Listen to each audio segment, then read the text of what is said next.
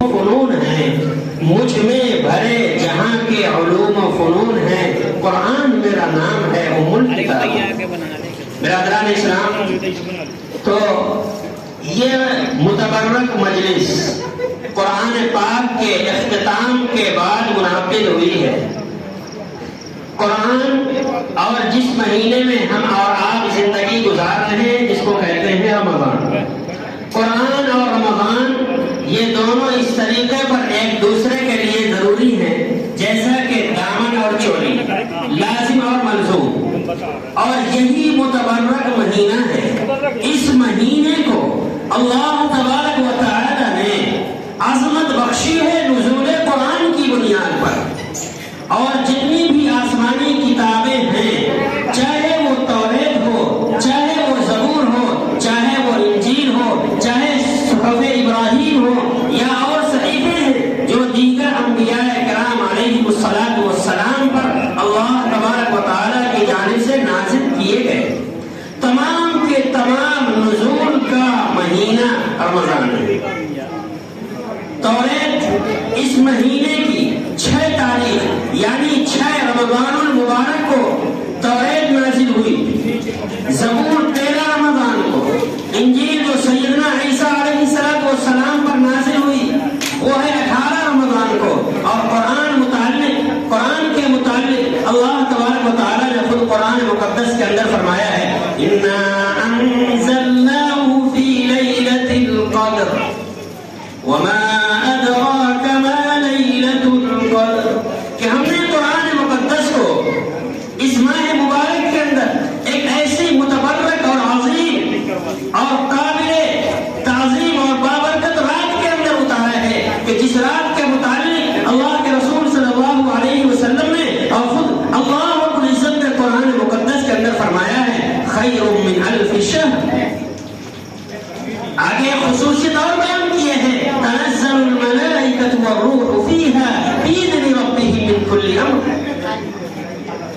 تو اللہ کہتا ہے شہر رمضان الذی انزل فیہ القرآن ہدی للناس وبینات من الہدی والفرقان۔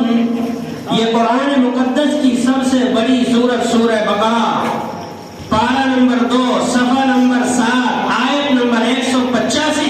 اللہ تبارک و تعالیٰ فرماتا ہے کہ قرآن وہ مقدس کتاب ہے جس کو اللہ تبارک و تعالیٰ نے رمضان المبارک کے اندر نازل فرمایا، اور قرآن کا ایک دوسرا نام یہاں پر فرقان بھی بیان کیا۔ قرآن مقدس کے حدیث میں اور قرآن میں ملا کر کے 23 نام ہیں، جن میں سے دوسرا نام فرقان بھی ہے جو اس آیت میں مذکور ہے انزل فیہ القرآن ہدی للناس وبینات من الہدی والفرقان۔ اب آپ کو ایک پوائنٹ بتلا دوں جو علماء اور حفاظ ہیں کہ قرآن کے نزول کے لیے اللہ تبارک و تعالیٰ نے 2 لفظ استعمال کیے ہیں قرآن پاک کے اندر۔ ایک جگہ فرمایا ہے انزلنا، اس کا مصدر ہے انزال، اور ایک ہے تنزیل، تنزیل من رب العالمین۔ تو انزال اور تنزیل دونوں قرآن کے نزول کے لیے یہ لفظ استعمال ہوئے ہیں۔ ظاہر سی بات ہے قرآن اتنی فصیح اور بلیغ کتاب ہے، قرآن کے اندر اتنی فصاحت و بلاغت ہے اور اتنی باریکیاں ہیں، ایسی جامع کتاب ہے کہ ہر لفظ کے اندر ایسے معنی پیوئے ہوئے ہیں اور سمائے ہوئے ہیں جس کا آپ اندازہ نہیں کر سکتا۔ تو آپ نے سنا ہوگا کہ اللہ تبارک و تعالیٰ نے قرآن مقدس کو نازل کیا، لیکن نزول کے لیے 2 لفظ استعمال فرمایا ہے۔ ایک لفظ ہے کہ ہم نے قرآن مقدس کو لیلۃ القدر، اور لیلۃ القدر رمضان میں اس میں نازل فرمایا۔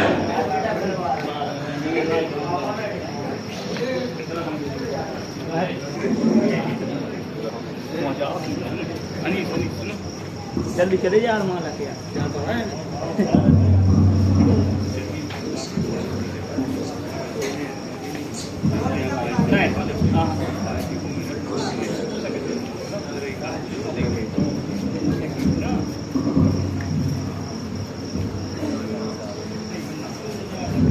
اللهم صل على سيدنا مولانا محمد وعلى آل سيدنا مولانا محمد وبارك وسلم. تو میں عرض یہ کر رہا تھا کہ اللہ تبارک و تعالیٰ نے قرآن کو نازل کرنے کے متعلق دو لفظ استعمال فرمائے ہیں. ان دو لفظوں کے اندر فرق کیا ہے؟ تو انزال کے معنی عربی زبان میں آتے ہیں کسی چیز کو یک بارگی اوپر سے نیچے اتار دینا. جیسا اوپر سے چھت پر جا کر کے پورے بالٹی کا پانی نیچے ڈال دینا ایک ساتھ، اس کے لیے انزال کا لفظ استعمال ہے. اور تنزیل کہتے ہیں کہ پانی بالٹی میں لے کر کے تھوڑا تھوڑا ایک ایک بوند کر کے ٹپکانا. اللہ تبارک و تعالیٰ نے کہا اِنَّا أَنزَلْنَاهُ فِي لَيْلَةِ الْقَدْرِ کہ ہم نے قرآن کو لیلۃ القدر میں نازل فرمایا. قرآن لیلۃ القدر میں نازل ہوا. اللہ تبارک و تعالیٰ نے لوح محفوظ سے سمائے دنیا یعنی پہلے آسمان پر یک بارگی قرآن مقدس کو نازل فرمایا، جس کے متعلق قرآن مقدس کی سورہ دخان کی 30ویں آیت میں اللہ تبارک و تعالیٰ فرماتا ہے اِنَّا أَنزَلْنَاهُ فِي لَيْلَةٍ مُبَارَكَةٍ کہ ہم نے اس قرآن مقدس کو مبارک رات میں نازل فرمایا. تو یہ انزال ہے کہ یک بارگی پورے 30 کے 30 پارے اللہ تبارک و تعالیٰ نے لوح محفوظ کے اندر سے سمائے دنیا پر شب قدر میں نازل فرمایا.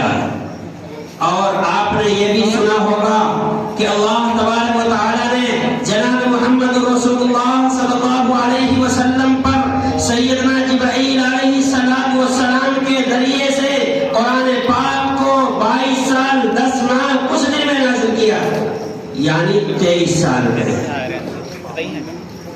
تو اس کے لیے جو قرآن پاک نے لفظ استعمال فرمایا ہے تنزیل، جس کو کہا ہے تنزیل من رب العالمین، یہ رب العالمین کی جانب سے نازل کیا گیا ہے. تو تنزیل کے معنی آتے ہیں بتدریج، تھوڑا تھوڑا کر کے، وقتاً فوقتاً، ضرورتاً کسی چیز کو نازل کرنا. تو قرآن یک بار کی نازل ہوا ہے ایک مرتبے میں شب قدر کے اندر، اور قرآن پاک 23 سال میں نازل ہوا ہے. کبھی ایک آیت، کبھی 2 آیتیں، کبھی چند آیتیں، کبھی ایک سورت، کبھی 2 سورتیں وغیرہ وغیرہ. تو 23 سال میں اس طریقے پر نازل فرمایا ہے. اور قرآن ایک ہے کلام، ایک ہے کتاب. کلام بھی سنا نا کہ قرآن اللہ کا کلام ہے، قرآن ہے.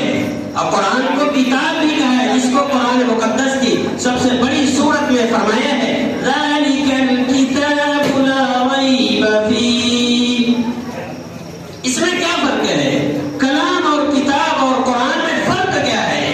اللہ تبارک و تعالیٰ نے اپنی زبان مبارک سے قرآن کریم کو محفوظ کیا. وہ کلام ہے، وہ کلام ہے، اس کو کلام کہا جائے گا.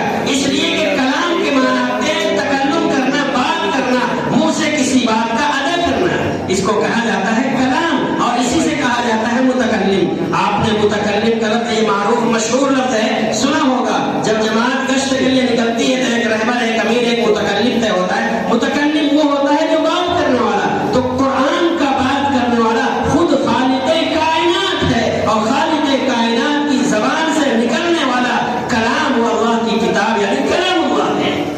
اور اللہ تبارک و تعالیٰ نے 23 سال میں سیدنا جبرائیل علیہ السلام پر تھوڑا تھوڑا کر کے نازل کیا، اور آپ صلی اللہ علیہ وسلم نے اس کو پڑھا، یہ قرآن بن گیا.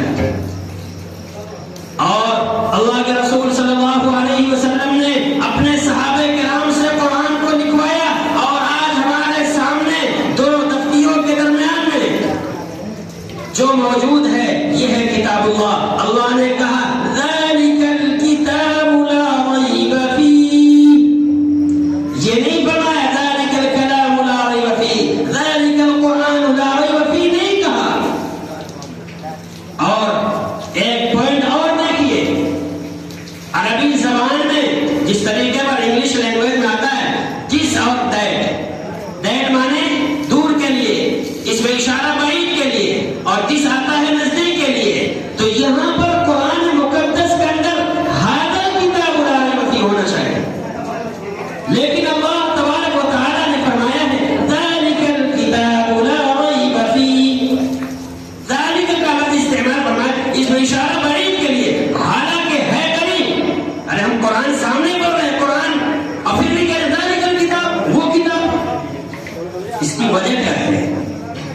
یہ زبردست بلیغ لفظ ہے اور یہ اشارہ کرنا ہے اس بات کی طرف کہ جو کتاب تم پڑھ رہے ہو یہ کتاب اس لوح محفوظ کے موافق ہے جو لوح محفوظ میں اللہ نے لکھوا دیا تھا اور جو سیدنا جبرائیل علیہ السلام نے 23 سال میں نازل کیا تھا وہ، اور یہ 23 سال میں نازل ہونے والا وہ، اور جو صحابہ کرام نے سیدنا عثمان غنی رضی اللہ تعالیٰ عنہ نے مصحف عثمانی جو آج نسخہ لکھوائے تھے وہ تمام ایک جیسے ہیں، کسی میں کوئی ذرہ برابر فرق نہیں ہے، نہ نقطے میں، نہ شوفے میں، نہ حروف میں، نہ الفاظ میں، نہ جملوں میں، نہ کلام میں، نہ اس کے معانی میں، نہ مفہوم میں۔ اور قرآن کی حفاظت کی ذمہ داری خود رب ذوالجلال نے لی ہے۔ قرآن کی حفاظت کے الفاظ کی ذمہ داری کی باری آئی، اللہ تبارک و تعالیٰ نے حفاظ کرام کی جماعت کو پیدا کر دیا۔ ابھی آپ کے سامنے حافظ القوا صاحب نے قرآن مقدس پورے 30 پارہ سنا دیا، الحمدللہ بہت شاندار قرآن پڑھا۔ تو جب قرآن کی حفاظت کی باری آئی، اللہ تبارک و تعالیٰ نے ان حفاظ کو پیدا کر دیا اور ان سے کہا کہ قرآن کی حفاظت تم الفاظ کی تم کرو گے، اور جب قرآن کے معنی کی باری آئی اللہ تبارک و تعالیٰ نے علماء کرام کی جماعت کو پیدا کر دیا۔ جب قرآن کے اندر سے مسائل کے استنباط اور استخراج کی باری آئی اللہ تبارک و تعالیٰ نے مفتیان کرام کو اور فقہاء کرام کو پیدا کر دیا۔ قرآن کریم کے جب لب و لہجے کی باری آئی، قرآن کو اچھی آواز سے پڑھنے کی باری آئی، اللہ تبارک و تعالیٰ نے قرآن مقدس کے لب و لہجے کو محفوظ رکھنے کے لیے قرآن کی جماعت پیدا کر دی۔ اور میرے محترم بزرگ اور دوستو، یہ قرآن کوئی ایسی ویسی کتاب نہیں ہے جس کو ہم نے سمجھ رکھا ہے کہ سر میں درد ہو جائے اور حساب سے پھونک کروا لو صحیح ہو جائے گا۔ آج ہم نے صرف چھو چھا کے لیے ہی قرآن کو سمجھ رکھا ہے۔ قرآن تو تسخیر کائنات کا نسخہ ہے، کائنات کو اپنے قابو میں کرنے کا نسخہ ہے، لیکن آج ہم نے قرآن کو سمجھا ہی نہیں۔ قرآن کی اہمیت ہمارے نزدیک صرف یہ ہے کہ کچھ تکلیف ہو جائے، کوئی انتقال کر جائے، قرآن کی قرآن خانے کروا دو، اس قرآن کا حق ادا ہو گیا۔ آج جتنے بھی سائنس ترقی کر رہی ہے، ساری ترقی کا راز قرآن کریم ہے۔ قرآن مقدس کے 18ویں پارے میں ایک آیت ہے، ثم خلقنا النطفة علقة فخلقنا العلقة مضغة فخلقنا المضغة عظاما فكسونا العظام لحما ثم أنشأناه خلقا آخر فتبارك الله أحسن الخالقين۔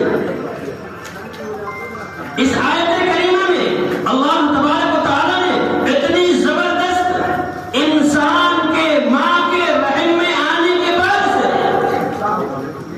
انسان کے پیدا ہونے تک کے سارے مراحل کو بیان کیا ہے۔ جب کچھ لوگوں نے 10 ٹیچر کر کے کتاب ہے 10 ماسٹر، اس میں 10 ماسٹروں کا تجزیہ لکھا ہوا ہے، اور انہوں نے قرآن کریم کی اس آیت کو پڑھا تو پڑھنے کے بعد سب کے سب ایمان لے آئے اور اپنا انہوں نے جائزہ پیش کیا ہے کہ ہم نے اپنی پوری زندگی کو خرچ کر دیا، اس گہرائی تک نہیں پہنچ پائے جس گہرائی کی طرف اشارہ یہ ایک آیت کر رہی ہے۔ ہماری پوری زندگی کی محنت بیکار ہو گئی، اور اس زندگی کی محنت کو بیکار ہونے کے بعد جب ہم نے اس آیت کو پڑھا تو ہماری پوری زندگی ہم کو بیکار لگی، پوری کوشش، پوری تگ و دو اور محنت و مشقت ہم کو ٹھیک معلوم ہونے لگی اس قرآن کریم کو پڑھنے کے بعد، اور وہ ایمان قبول کرنے لگی۔ قرآن وہ چیز ہے، اور قرآن ایسی کتاب ہے کہ قرآن کا دیکھنا عبادت، قرآن کا سننا عبادت، قرآن کا پڑھنا عبادت۔ آئیے حدیث کی سیر کراؤں آپ کو۔ شہنشاہ بطحہ سید الکونین صلی اللہ علیہ وسلم کا فرمان ہے، اس حدیث کے راوی ہیں سب سے بڑے فقیہ صحابہ کرام میں سیدنا عبداللہ ابن مسعود، اور اس حدیث کو جگہ دی ہے امام ترمذی رحمۃ اللہ علیہ نے اپنی کتاب ترمذی میں۔ حدیث پاک ہے عن عبداللہ ابن مسعود رضی اللہ عنہ قال قال رسول اللہ صلی اللہ علیہ وسلم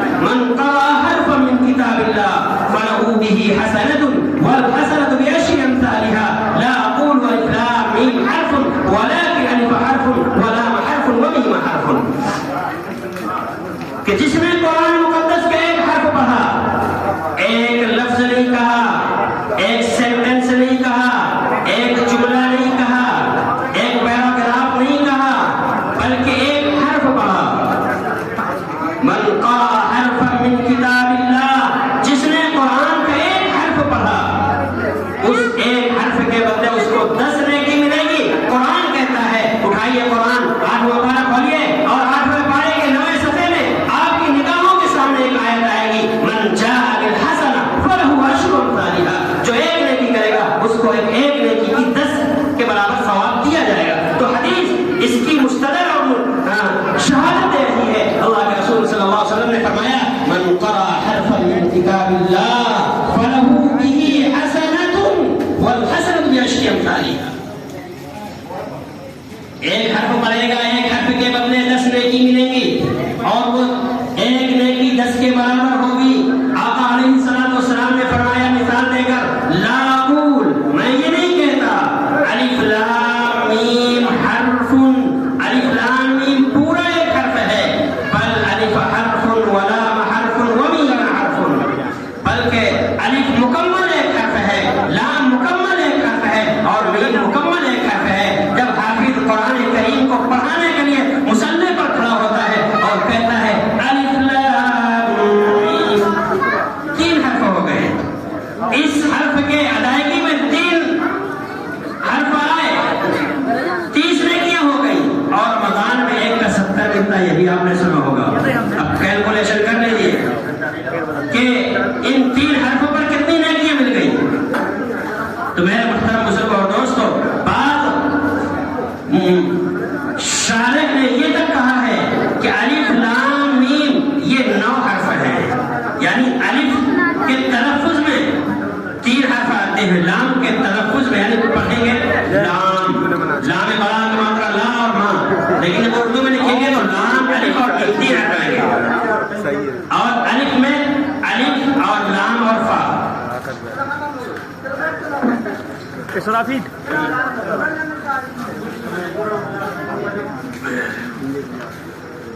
تو میرے محترم بزرگ اور دوست، کہنے کا مطلب یہ ہے کہ قرآن بہت بابرکت اور عظمت والی کتاب ہے. اور پھر اس ماہ مبارک کے نسبت سے اللہ تبارک و تعالیٰ نے فرمایا اِنَّا أَنزَلْنَاهُ فِي لَيْلَةِ الْقَدْرِ، کہ ہم نے قرآن کو لیلۃ القدر میں نازل فرمایا. تو قرآن کی فضیلت، رمضان کی فضیلت قرآن کی وجہ سے ہے. اور پھر فرمایا وَمَا أَدْرَاكَ مَا لَيْلَةُ الْقَدْرِ، تم جانتے بھی ہو لیلۃ القدر کیا ہے.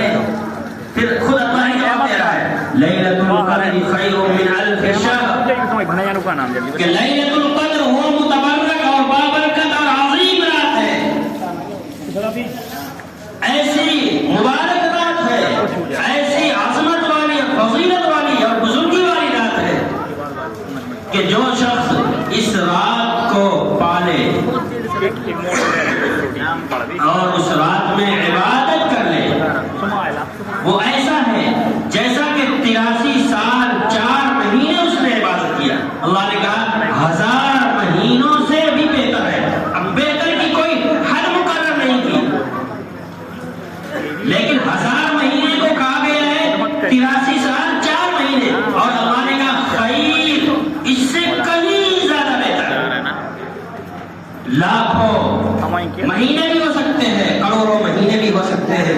تو اللہ تبارک و تعالیٰ نے ہم سب کو یہ موقع دیا ہے، اس موقع سے فائدہ اٹھائیں. اللہ کے رسول صلی اللہ علیہ وسلم نے ارشاد فرمایا، آپ کی اہلیہ محترمہ سب سے چہیتی بیوی حضرت عائشہ صدیقہ رضی اللہ تعالیٰ عنہا فرماتی ہے، بخاری شریف کے اندر یہ روایت موجود ہے، تحروا لیلۃ القدر، لیلۃ القدر کو تلاش کرو